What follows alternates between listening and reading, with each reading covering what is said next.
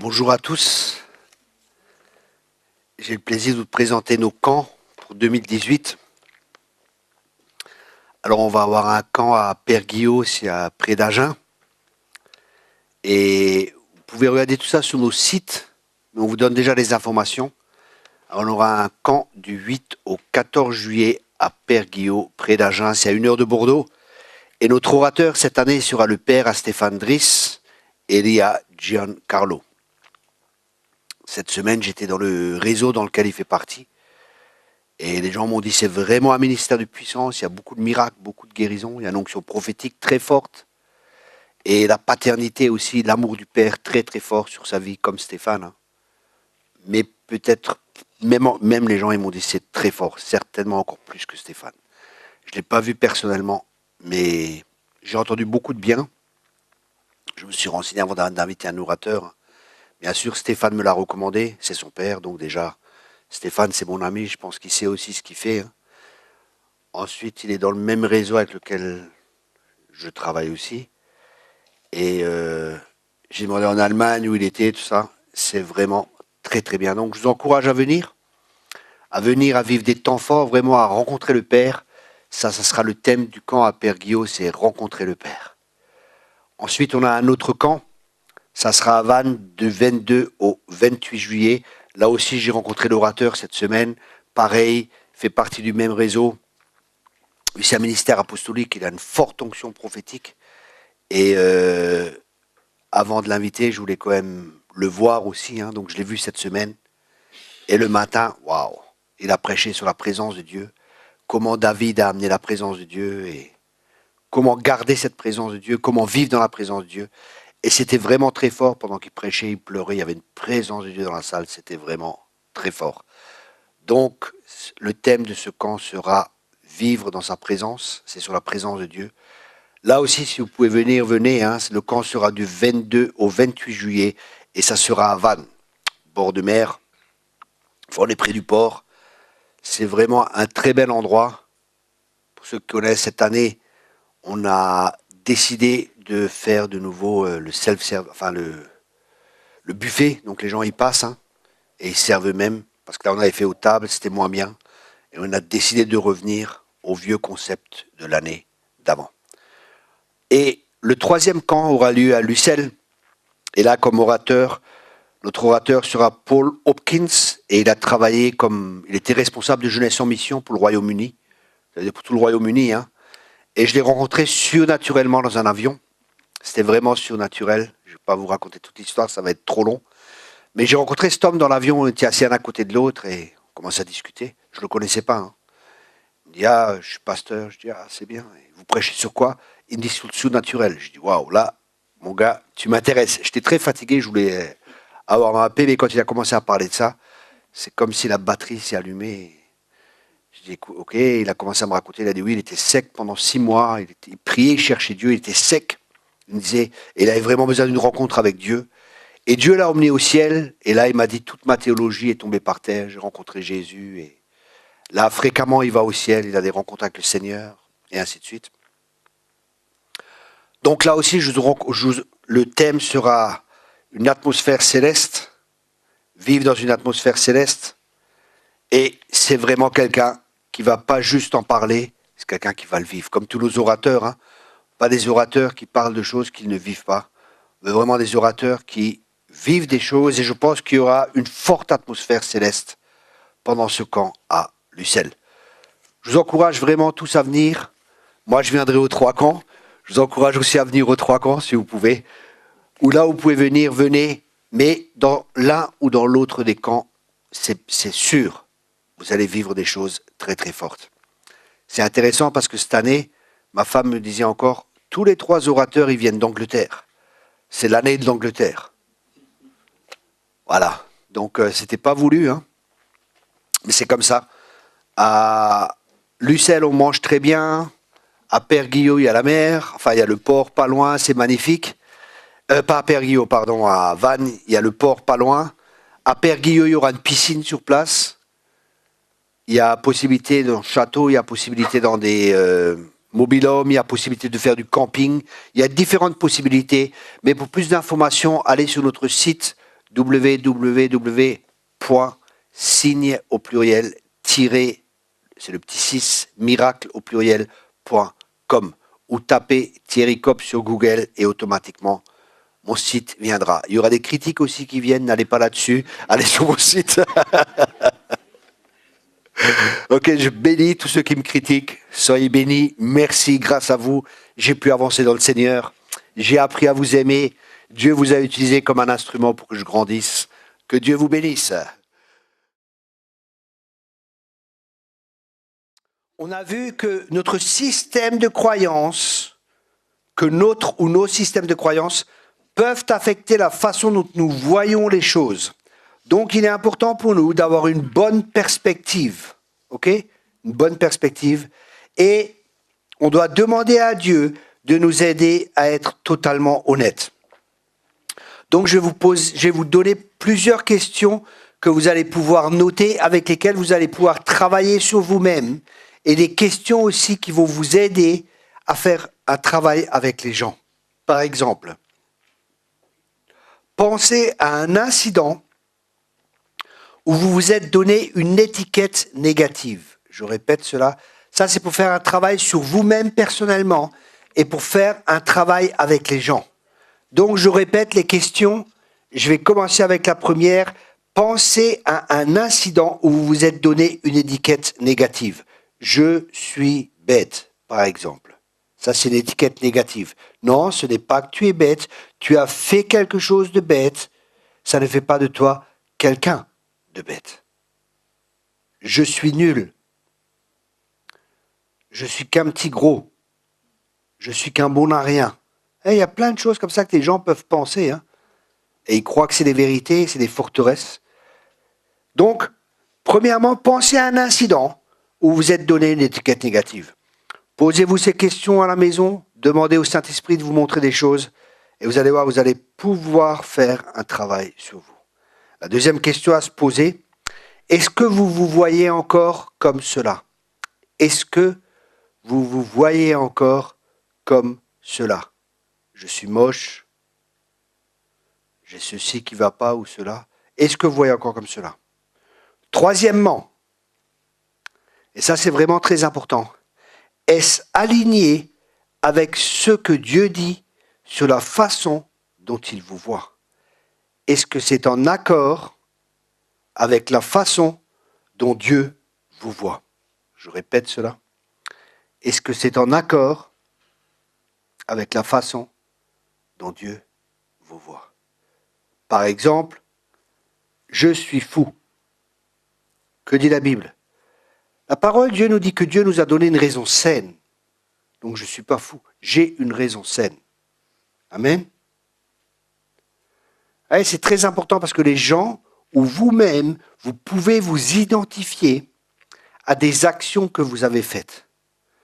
Par exemple, moi, à ma conversion, proxénète, trafiquant de drogue, j'étais un proxénète et un trafiquant de drogue.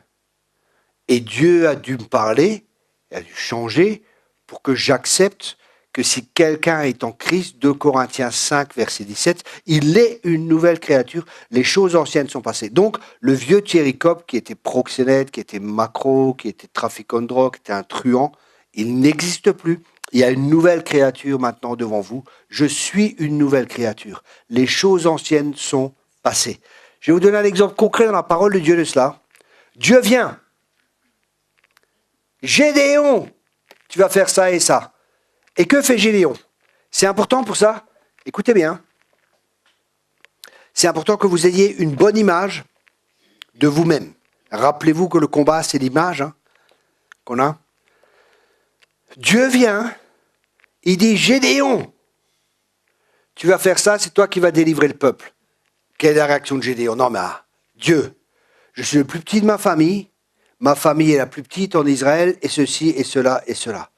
Gédéon dit ce qu'il est, ok? Ou comme il se voit, de la manière à laquelle il se voit. Et que fait Dieu? Qu'est-ce que Dieu dit? Gédéon, vaillant héros. Waouh! Et là, il est placé devant un choix. Est-ce que je suis ce qu'on a toujours dit de moi? Ce que mes parents ont dit de moi? Ce que les personnes d'autorité ont dit sur moi? Ce que moi-même je crois que je suis? Ou est-ce que je suis ce que Dieu dit que je suis? Et là, nous sommes tous placés devant un choix. Où est-ce que nous mettons notre foi? Est-ce que nous mettons notre foi ici? Ou est-ce que nous mettons notre foi dans la parole de Dieu, qui est la vérité? Et vous connaîtrez la vérité, et la vérité vous rendra libre. Gédéon a choisi de croire ce que Dieu disait qu'il était, un vaillant héros, et il est parti, et il a commencé à agir comme un vaillant héros, et il a eu les résultats de vaillant héros, il a commencé à détruire les idoles, et ainsi de suite. Un autre exemple très concret dans la parole de Dieu qui va beaucoup nous aider, et ça c'est important, hein, que vous saisissiez ces principes, et que vous communiquiez ces principes aux gens. Parce que ce que Jésus fait, c'est de nous rendre capables. Quand on voit Dieu, il nous rend capables. Dieu nous prend et il nous rend capables. Et ça, c'est du leadership. Un leadership, il dit aux gens ce qu'ils sont capables. Un leadership révèle le potentiel de Dieu dans la vie des gens. Okay? Pour ça, il doit voir les gens de la manière à laquelle Dieu les voit. Parce que s'il voit les gens négativement, c'est pas un bon leader. Il doit voir les gens par l'esprit. Je connais que les gens par l'esprit, disait l'apôtre Paul. Okay?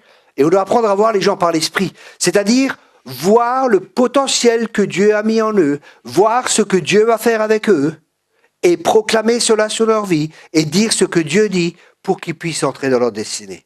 Je vais vous donner un exemple qui va beaucoup vous aider, et qui est très concret. Et c'est pour ça que des fois je pousse les gens, et ils n'aiment pas trop ça. Parce qu'ils sont encore dans leur vieille manière de se voir, alors que moi je les vois déjà beaucoup plus loin. Par exemple, Jésus et Pierre. Tu me renieras 3 fois. Moi, Seigneur, jamais, je ne vais jamais te renier, Seigneur. Impossible. Et qu'est-ce qu'il fait?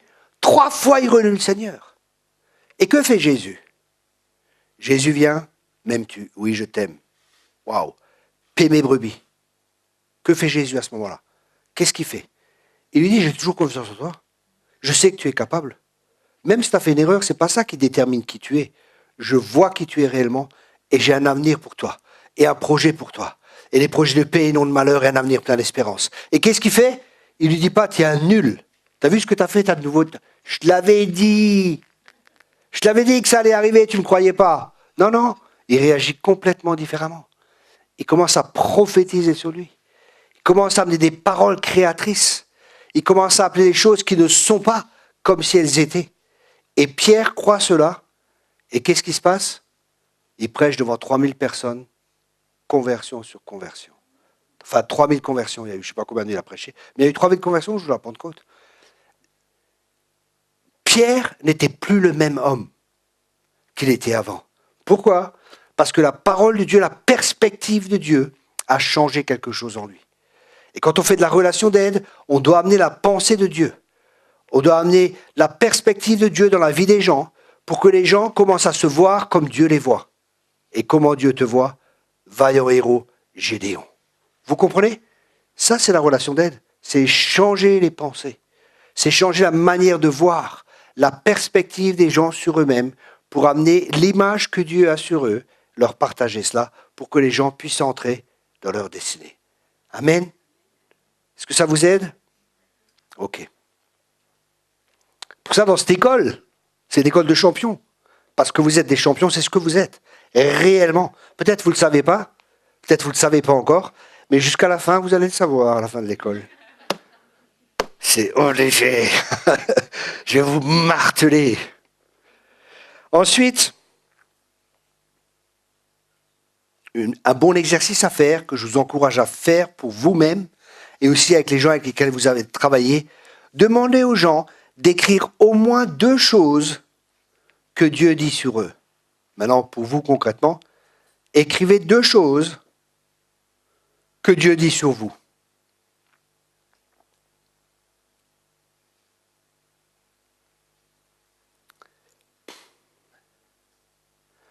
Vous pouvez même prier. Hein. Vous rentrez, vous priez. Seigneur, dis quelque chose sur moi. Comment me vois-tu? Commencez à noter, par exemple, la manière à laquelle Dieu vous voit, comme un voyant héros, comme un plus que vainqueur, par exemple. N'écrivez pas comme un nul. Ok? Ça, c'est pas de Dieu. Et ensuite, la prochaine question à se poser est: reflétez-vous la façon dont vous vous voyez dans la manière dont vous parlez et agissez. Reflétez-vous. La façon dont vous vous voyez dans la manière dont vous parlez et agissez. Reflétez-vous. La façon dont vous vous voyez dans la manière dont vous parlez sur vous et agissez. Par exemple, vous pensez, je suis plus que vainqueur. Et il y a un échec qui est là, un obstacle qui est là. Et vous dites, j'y arriverai pas, je ne suis pas capable. Vous avez beau dire, je suis plus que vainqueur. Quand le test vient, quand les circonstances sont là, les circonstances révèlent des fois ce qu'il y a dans notre cœur. Les problèmes extérieurs reflètent des fois ce qu'il y a dans notre cœur et c'est positif. Parce que des fois, on croit qu'on est quelque part, on n'y est pas. On peut se mentir à nous-mêmes ou s'illusionner sur nous-mêmes, mais la réalité nous ramène dans la réalité. La réalité de la vie va nous ramener, est-ce que je crois vraiment? Je suis guéri par ces meurtrissures et d'un coup tu es malade. Et maintenant, qu'est-ce que tu crois? Qu'est-ce que tu confesses? Comment parles-tu? Que fais-tu à ce moment-là? Quelle est ton attitude à ce moment-là? That is a question. Ça, c'est la question à se poser. Et si vous reflétez-vous dans la façon dont vous voyez, dans la manière dont vous parlez sur vous, et qu'on agisse, si oui, comment? Si oui, si c'est le cas, comment reflétez-vous cela? Comment reflétez-vous cela? Ensuite, une autre question très importante à se poser est comment pensez-vous que Dieu veut que vous coopériez avec lui dans le renouvellement de votre intelligence? Comment pensez-vous que Dieu veut que vous coopériez avec lui dans le renouvellement de l'intelligence? Comment pensez-vous que Dieu veut que vous coopériez avec lui dans le renouvellement de votre intelligence? Parce que ça ne se fera pas tout seul. Ce n'est pas une imposition des mains qui va faire le travail. Dieu veut que nous collaborions avec lui, parce que nous sommes collaborateurs avec Dieu. C'est pour ça que je vous demande d'écrire ces questions, afin que vous puissiez faire un travail, bien sûr, avec l'aide du Saint-Esprit. Pas du nombrilisme, mais avec le Saint-Esprit. Ensuite, concernant le rejet, par exemple, une personne qui souffre de rejet, elle va développer la peur de la douleur d'être encore plus rejetée. Une personne qui est rejetée, des fois, elle a une douleur qui est là, et elle a peur que cette douleur soit accentuée. Elle va se retirer, elle va bâtir des murs, elle va peut-être faire des vœux, dire des paroles, je laisse plus personne dans mon cœur, je ferme mon cœur. Tu sais quoi? Si tu as dit cela, tu as besoin de dire l'inverse et de demander pardon à Dieu. Demander pardon à Dieu et dire j'ouvre à nouveau mon cœur, ouvre mon cœur, Seigneur. Je demande pardon de m'être protégé moi-même. Je demande pardon de m'être fermé, de m'être retiré, de m'être mis à l'écart. Je te demande pardon pour cela. Je veux à nouveau être vulnérable. Personne qui se rejette elle-même, elle aura de la haine de soi, peut-être des sentiments et des sentiments négatifs. Elle ne s'aimera pas, et de la pitié de soi. Personne ne m'aime. Personne n'est là pour moi. Il n'y a que moi, 500 millions de Chinois. Et moi. Je suis différent. Je suis inacceptable. Je suis différent. Je suis inacceptable. Un processus de pensée peut être là. Je vais garder les gens à distance. Je vais garder les gens à distance. Personne ne s'approche de moi.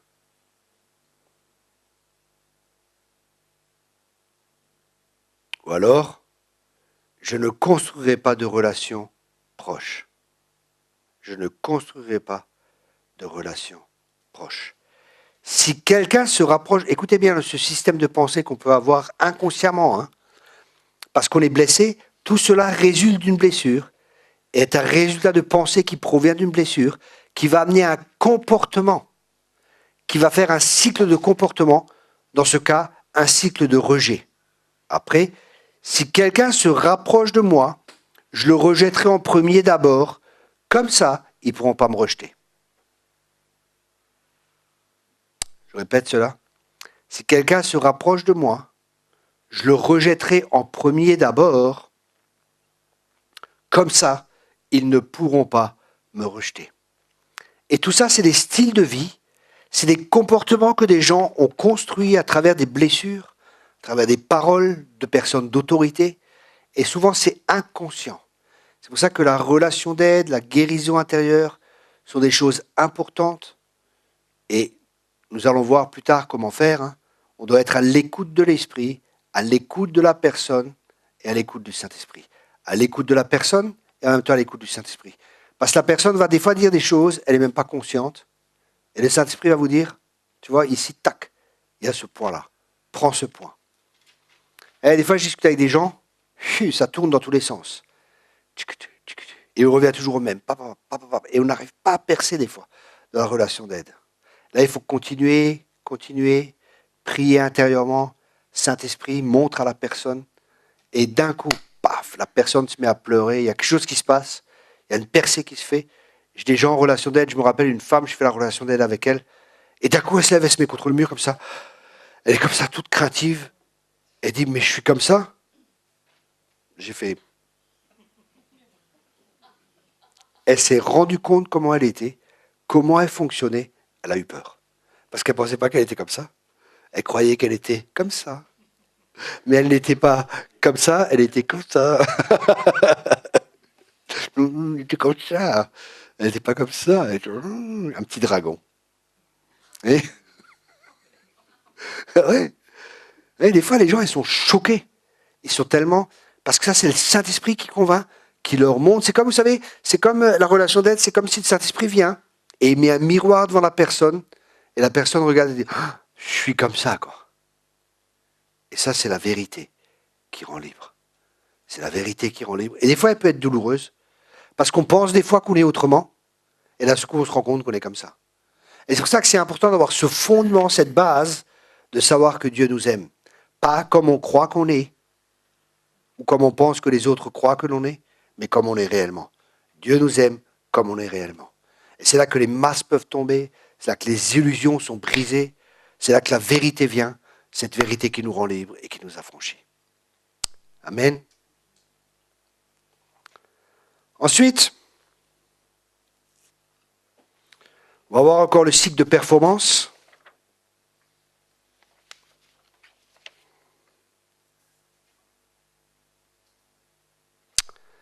Et plus tard, on fera un peu un... On va avoir encore un cycle de performance. Après, il y a encore pas mal. Hein. Il y a encore un cycle de culpabilité. Il y a un cycle de contrôle qu'on va encore étudier. Et après, je vais partager différentes manières de renouveler notre intelligence. Après, on va avoir encore les cycles de comportement. Et après, qu'est-ce qu'il y a encore ? Ça, c'est la prochaine fois. Donc, je ne vais pas pouvoir tout de suite aller plus loin la prochaine fois parce qu'il faut encore qu'on traite ces choses. C'est vraiment important. Okay ? Là, c'est beaucoup de choses pratiques déjà que je suis en train de vous partager pour que vous puissiez faire un travail sur vous-même à travers ces questions et que vous puissiez plus tard utiliser ces questions pour travailler avec les autres personnes. Déjà, c'est pour vous à la maison. Vous posez, vous faites ces questions. Est-ce que ça me concerne ? Par exemple, le rejet, la performance ou ces systèmes de protection qu'on peut avoir. On va voir le cycle de performance. Par exemple, une personne qui est élevée par des parents qui exigent de grandes performances. Ah là, mon fils, à l'école, tu es vraiment bien. Tu es deuxième, tu peux mieux faire, tu peux être premier. Tu peux être premier. Ah là, c'est vraiment bien, je t'aime. L'enfant peut penser, quand je fais bien, on m'aime. Quand je ne fais pas bien, on ne m'aime pas. Donc il faut toujours que je sois au top, il faut toujours que je fasse du mieux possible pour être aimé. Et vous savez où c'est que Dieu m'a révélé ça ? Où c'est que Dieu m'a enseigné sur ça ? Mes amis, il y en a ici, je vous demande simplement de continuer à m'aimer. Et si vous ne m'aimez pas, aimez-moi. C'était en Suisse. Et je crois que c'est très très fort en Suisse, ce truc de performance. Je suis dans une église, j'ai prêché sur ça. Et une personne est venue me voir à la fin, elle m'a dit, écoutez, ça vous avez parlé dans ma vie, c'est exactement ça. J'ai peur de lire la Bible et je ne prie pas parce que quand je prie ou quand je lis la Bible, je crois que je perds mon temps et que je ne travaille pas et que je ne fais pas ce que j'ai à faire. Vous voyez comment les gens sont sous pression. En Suisse, il y a vraiment quelque chose de très fort. Il faut vraiment performer. Il faut faire, faire, faire. Et il y a de la perfection qui est là. Et qu'est-ce que ça produit? Ça produit que quand ce n'est pas parfait, entre parenthèses, et là on cherche l'erreur quelque part. Et des fois c'est comme ça en Suisse. Je ne dis pas que tout le monde est comme ça, hein, c'est pas ce que je dis, mais je suis obligé de vous dire la vérité parce que c'est la vérité qui va vous libérer. Mais j'ai rencontré ça beaucoup en Suisse, hein. Il y en a partout de ça, hein. Mais en Suisse c'était très fort. Et ça je crois que c'est un des, entre parenthèses, princes ou rois en Suisse, il y en a d'autres, j'en parlerai courtement après, hein. Dieu m'a montré qu'il y avait de l'occultisme aussi qui était très fort en Suisse. L'occultisme très fort, surtout dans la région du Jura, tout ça, dans ces trucs-là, très très fort. Il y a beaucoup de sorcellerie, il y a beaucoup de choses comme ça. Mais vraiment, ça, c'était vraiment une forteresse, je pense, qui est sur la nation. Un jour, il y avait, j'étais invité quelque part et il y avait une femme qui était responsable dans une église, elle m'avait invité.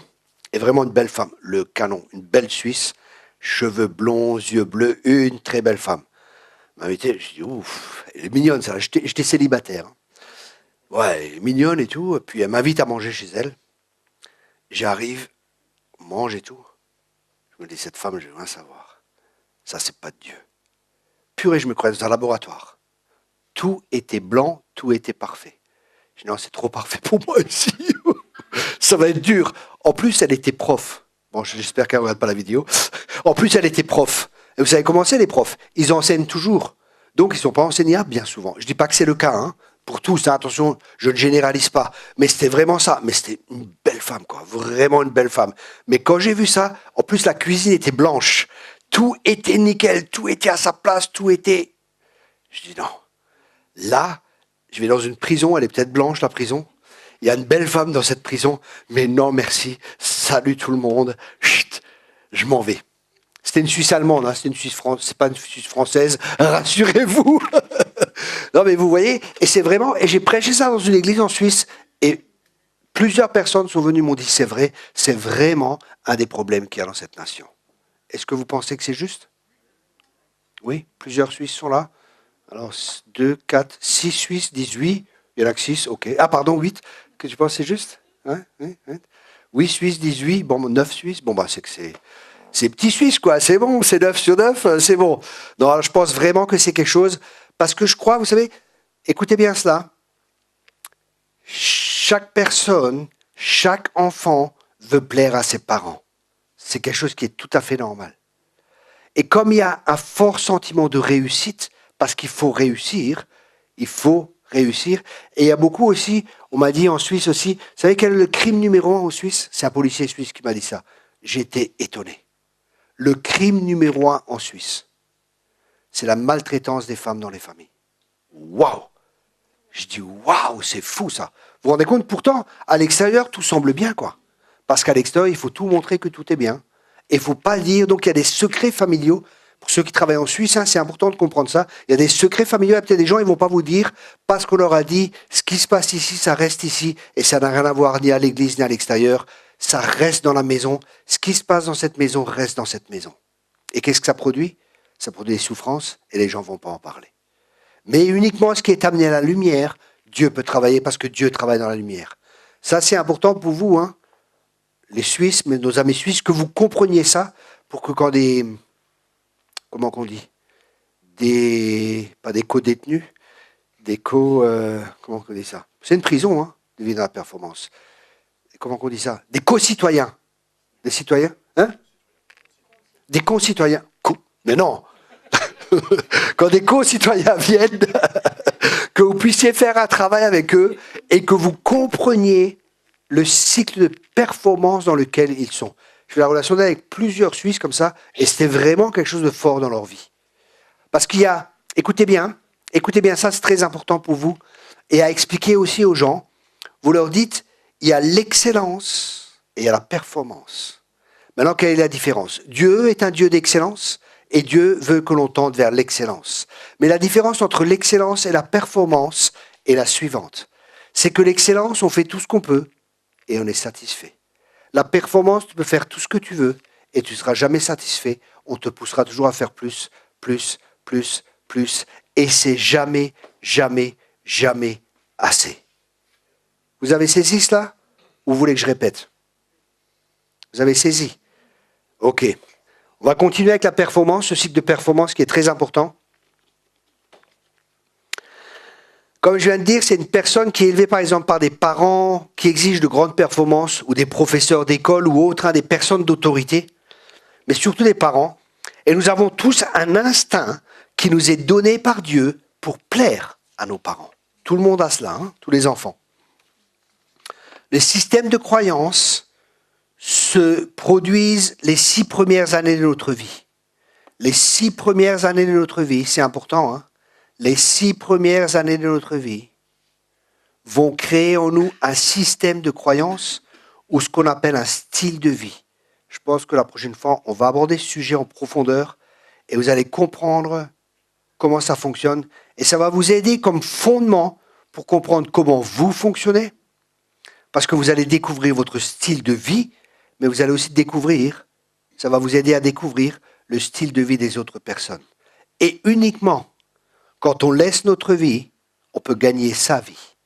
Et uniquement quand on sait ce que c'est sa vie, on peut la laisser. Mais quand on ne sait pas ce que c'est sa vie, on ne pourra pas la laisser. Et je vais enseigner là-dessus, et je vais vous dévoiler mon style de vie.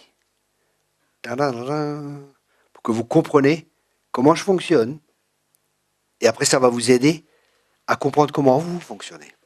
Et je vais prendre une personne, ou 2, et je vais faire un travail avec elle. Tous ceux qui voudront, qui c'est qui serait éventuellement intéressé pour être devant la caméra, avec les yeux floutés? On floutera le visage, et je fais un travail avec vous de relation d'aide. Qui serait intéressé? Une personne? Les autres, même pas peur? 2 personnes? Ok. Donc j'aurai 2 cobayes la prochaine fois. Vous venez la prochaine fois, Ok, merci. Les autres, courageux, tous courageux. C'est rien de terrible, vous savez, c'est rien de terrible. C'est juste quelques questions, ça dure un petit moment et vous allez voir, c'est vraiment très intéressant. Ensuite, le système de croyance dans le cycle de performance est le suivant. Je dois performer pour gagner l'approbation.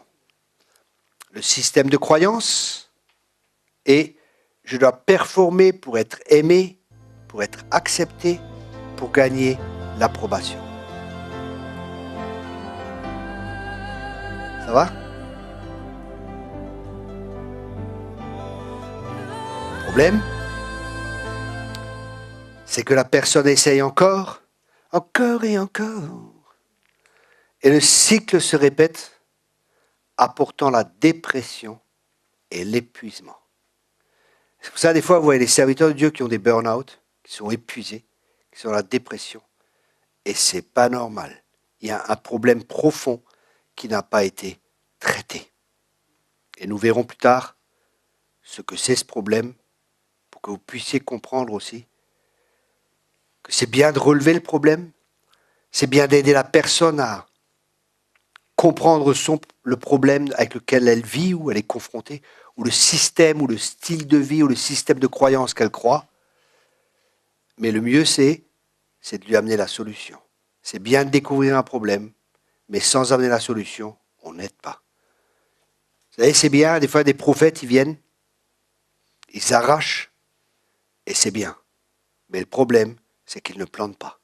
Alors que la Bible dit dans Jérémie 1, je t'ai appelé pour arracher, pour planter, pour détruire et pour construire. Il y a des gens qui détruisent juste, mais ils ne construisent pas derrière.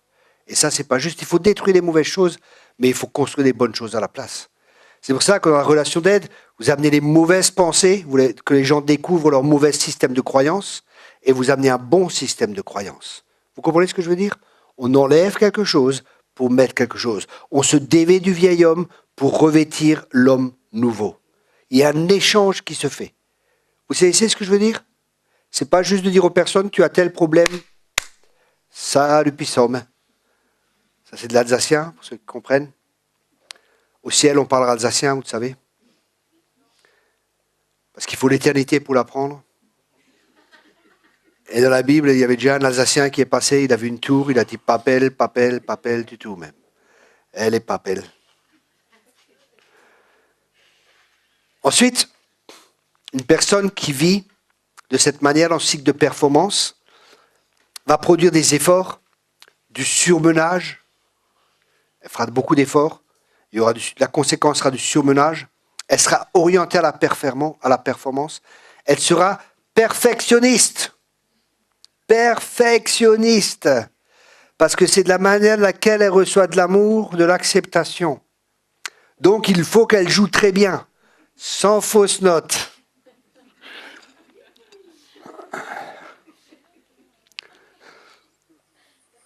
Je t'en prie.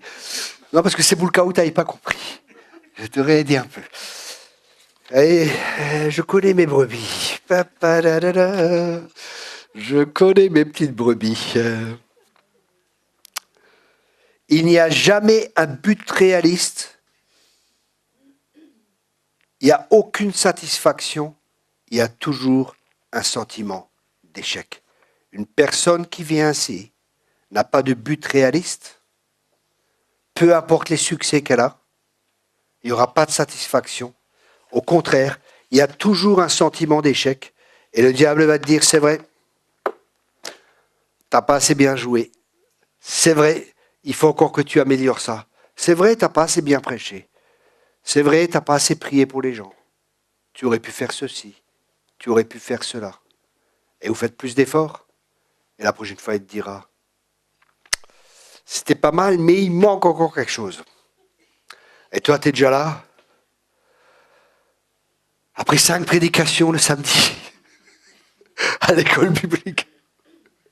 Il dit, maintenant, il faut encore que tu pries pour les gens. Non. Et encore, il va te pousser, et pousser, et pousser, et pousser, et pousser. Et là, qu'est-ce qui va se passer? Tu ne vas pas avoir un joug qui est doux et léger. C'est pour ça qu'il est important que nous observions. Est-ce que notre joug est doux? Est-ce que notre joug est léger? Si ce n'est pas le cas, ce n'est pas le joug de Jésus. Alors il faut enlever ce joug et prendre le joug du Seigneur qui est doux et qui est léger. Et ça, plus on comprend ça, plus on va rentrer dans un repos que Dieu a préparé d'avance pour ceux qui l'aiment. Et la Bible nous a dit qu'on doit faire des efforts pour rentrer dans ce repos. C'est fou, hein? Faire des efforts pour rentrer dans un repos. Ah là là. Faire des efforts pour rentrer dans un repos. C'est-à-dire changer notre manière de penser, renouveler nos systèmes de croyances qui sont faux, renouveler notre intelligence afin de comprendre quelle est la volonté de Dieu qui est bonne, agréable et parfaite. Et nous verrons plus tard, la prochaine fois, nous allons voir comment renouveler notre intelligence. De manière pratique, là, je vous encourage déjà à faire ce travail à la maison de ce que j'ai partagé.